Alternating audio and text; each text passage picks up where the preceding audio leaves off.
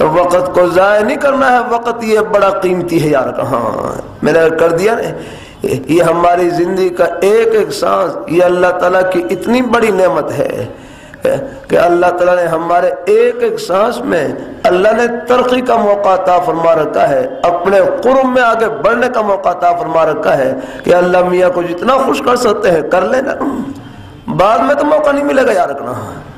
قبر میں سونا ہے جا کر یاد رکھنا. اللہ تعالیٰ اپنی مہربانی فرمائے، اپنی زبان پر نظر رکھیں، ایک ایک بول پر نظر رکھیں، اپنی آنکھوں پر نظر رکھیں، اپنی کانوں پر. اب اللہ میاں کو خوش کرنا کون سا مشکل. اب یہ سب گھڑیاں اللہ تعالیٰ کی رحمت میں گزر رہی ہیں.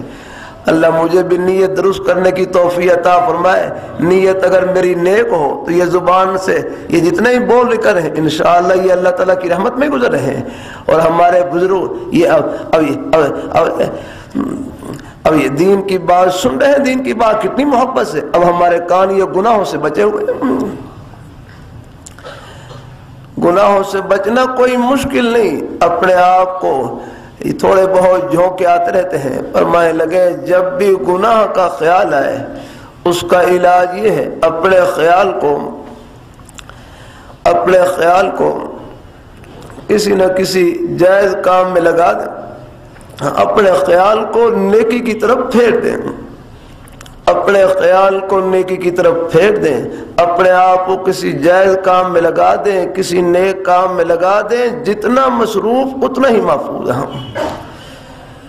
اپنی دکان کو اللہ میاں کی خوشی کا بہانہ بنائیں، اپنے دفتر میں اللہ میاں کو خوش کریں. آپ دیکھ لیں ایمانداری کی برکت سے ایماندار افسر ہو، ایماندار دکاندار ہو، ایماندار تاجر ہو، ایمان کس کا نام ہے؟ رب سے تعلق ٹھیک کرنے کا نام ایمان ہے. ہاں بس یہ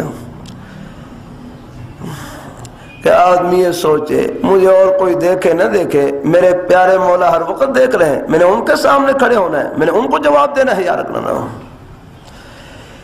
یہ جو ایمانی زندگی ہوتی ہے میرے کروں، چاہے آپ دفتر میں بیٹھے ہیں پھر آپ فرش پر نہیں عرش پر ہیں. ایسے لوگ مقتدا اور پیشوا ہوتے ہیں، ان کا ایک ایک عمل نمونہ ہوتا ہے. یاد رکھنا